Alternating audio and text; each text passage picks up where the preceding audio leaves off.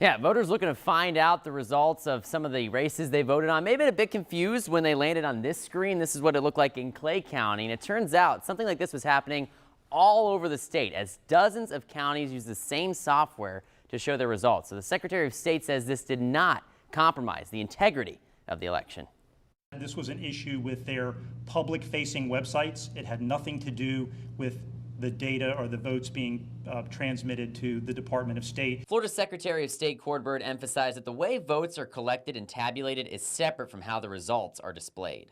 All of the information and vote tallies were timely reported to the Department of State. Bird says the Department of State is working with the vendor, VR Systems, to figure out what went wrong. We have no credible information that it's any type of cyber or DDoS attack. VR Systems is not new for many elections offices. In fact, Duval Supervisor of Elections Jerry Holland says they've been using the company's software for more than a decade. We first went to this provider and all of a sudden had problems that election night. But since then, it's been a very accurate system. Holland says they'll work with the vendor to figure out the issue before even more people will be checking for outcomes in a few months. This election, we had about 120,000 people voting. In that election, we'll have close to 500,000 that will be interested in the results. So we want to make sure this thing is going to be operational come November.